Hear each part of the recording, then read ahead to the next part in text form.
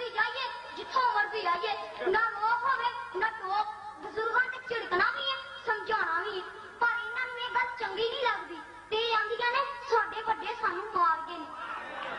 मार के खुशी गईयां ने वड्डियां वड्डे विचारे ते जिउंदे ही मर गए ने जे मां पुछ बैठे धीए स्कूल ते 2 बजे बंद हुंदा है तू 4 बजे कित्थों आई है तू उठ के गल पेगी मां ना तू पढ़ी ना तैनूं जमाने दा पता लगा तू अपना काम करिया कर बहुतियां नोकां टोकां ना करिया कर मां बेचारी शर्मिंदा जही हो के परां मूंह कर लैंदी है जे पिओ आखदे धीए सिर ते दुपट्टा रखिया कर घूर के वेखेगी अब्बा तुसीं किहड़े जमाने दीयां गल्लां करदे हो अजकल सिर ते दुपट्टा ते दूर दी गल बालां दा भार भी नहीं चुक्किया जांदा ओह भी मिटाने पैंदे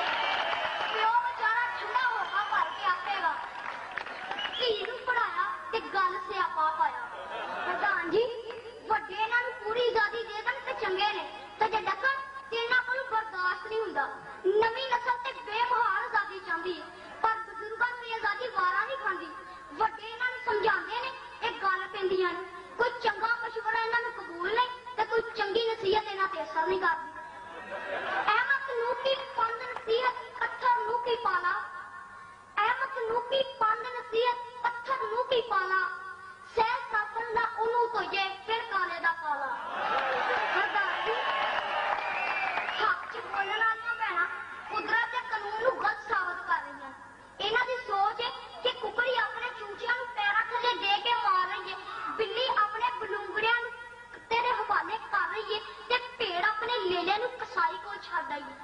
ਝੂਠ ਵੀ ਬੋਲਣਾ ਹੋਵੇ ਤੇ ਚੱਜ ਦਾ ਬੋਲੀ ਕਰ ਅਸੂਲਾਂ ਨੂੰ ਤਾਂ ਗਲਤ ਨਾ ਕਹੋ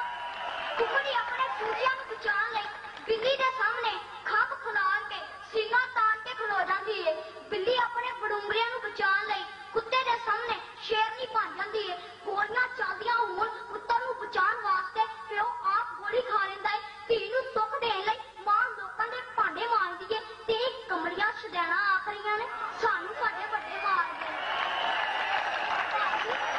ਵੱਡੇ ਤਾਂ ਕੁਰਬਾਨੀਆਂ ਦਿੰਦੇ ਨੇ ਮੁਹੱਬਤਾਂ ਮੰਨਦੇ ਨੇ ਸ਼ਫਕਤਾਂ ਮਾਰਦੇ ਨੇ ਵੱਡਿਆਂ ਦੇ ਏਡਾ ਵੱਡਾ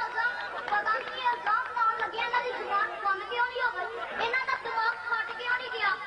ਅਸਲ 'ਚ ਅੱਲਾਹ ਤਾਲਾ ਇਹਨਾਂ ਨਾਲ ਭੈਣਾਂ ਨੂੰ ਅਕਲ ਹੀ ਇੰਨੀ ਕੁ ਦਿੱਤੀ ਹੈ ਕਿ ਇਹਨਾਂ ਵਿਚਾਰੀਆਂ ਦਾ ਵਸ ਨਹੀਂ ਗੁਲ ਗਏ ਗੁਲਸ਼ਨ ਗਏ ਖਾਲੀ ਕਤੂਰੇ ਰਹਿ ਗਏ ਗੁਲ ਗਏ ਗੁਲਸ਼ਨ ਗਏ ਖਾਲੀ ਕਤੂਰੇ ਰਹਿ ਗਏ ਅਕਲਾਂ ਵਾਲੇ ਤੁਰ ਗਏ ਤੇ ਘੁੱਗੂ ਘੋੜੇ ਰਹਿ ਗਏ ਵੱਡਿਆਂ ਸਾਡੇ ਲਈ ਕੀ ਕੀਤਾ ਸਾਨੂੰ ਯਾਦ ਨਹੀਂ ਅੱਜ ਅਸੀਂ ਮੁਸਲਮਾਨ ਆ ਤੇ ਵੱਡਿਆਂ ਦੀ ਵਜ੍ਹਾ ਨਾਲ ਜੇ ਅੱਲਾਹ ਕੋਲੋਂ ਡਰਨੇ ਆ ਤੇ ਬਜ਼ੁਰਗਾਂ ਦੀ ਵਜ੍ਹਾ ਨਾਲ ਹਜ਼ਰਤ ਮੋਇਨੁੱਦੀਨ ਅਜਮੇਰੀ ਬਾਬਾ ਫਰੀਦ ਸ਼ਕਰਗੰਜ ਦਾਤਾ ਗੰਗਬਖਸ਼ ਕਾਇਦ ਆਜ਼ਮ ਰਹਿਮਤੁल्लाह ਅਲੈਹ ਅਲਾਮਾ ਇਕਬਾਲ ਕੀ ਕੁਛ ਕੀਤਾ ਇਹਨਾਂ ਸਾਡੇ ਲਈ ਸਾਨੂੰ ਕੁਛ ਯਾਦ ਨਹੀਂ ਅੱਜ ਅਸੀਂ ਮੁਸਲਮਾਨ ਆ ਤੇ ਬਜ਼ੁਰਗਾਂ ਦੀ ਵਜ੍ਹਾ ਨਾਲ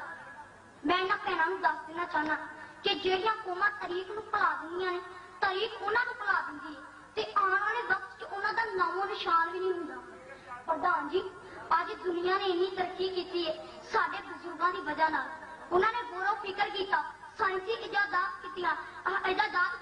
ਹਵਾਵਾਂ ਨੂੰ ਕਾਬੂ ਕਰ ਲਿਆ ਬਿਜਲੀ ਨੂੰ ਕੈਦ ਕਰ ਲਿਆ ਚੰਦ ਤੇ ਅੱਪੜ ਕੇ ਨਵੇਂ ਜਹਾਨਾਂ ਦੀ ਤਲਾਸ਼ ਕੀਤੀ ਤਿੱਬ ਦੀ ਦੁਨੀਆ 'ਚ ਇਨਕਲਾਬ ਲਿਆਂਦਾ ਅੱਜ ਗਰਮੀਆਂ ਏਅਰ ਕੰਡੀਸ਼ਨਰ ਤੇ ਸਰਦੀਆਂ 'ਚ ਹੀਟਰ ਇਸਤੇਮਾਲ ਕਰਕੇ ਨਵੀਂ ਨਸਲ ਬਜ਼ੁਰਗਾਂ ਦਾ ਅਹਿਸਾਨ ਮੰਨਣ ਦੀ ਬਜਾਏ ਉਹਨਾਂ ਨੂੰ ਤਾਨੇ ਦੇ ਰਹੀ ਹੈ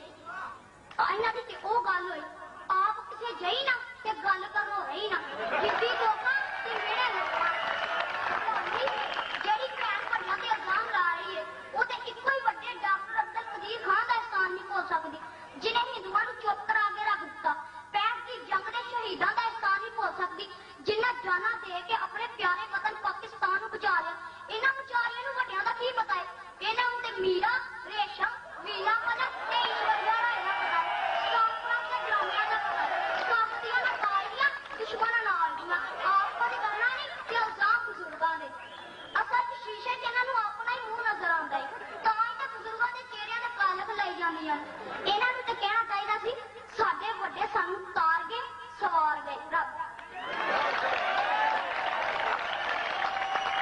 ਪੁੱਤਰ ਇਹ ਗੱਲ ਕਹਿ ਰਿਹਾ ਸੀ ਕਿ ਮੇਰੀ ਆਵਾਜ਼ ਨੂੰ ਚੁੱਪ ਕਰਾਉਣਾ ਮੁਮਕਿਨ ਸੀ ਇਹ ਕਹਿ ਰਿਹਾ ਸੀ ਵੀ ਮੇਰੀ ਆਵਾਜ਼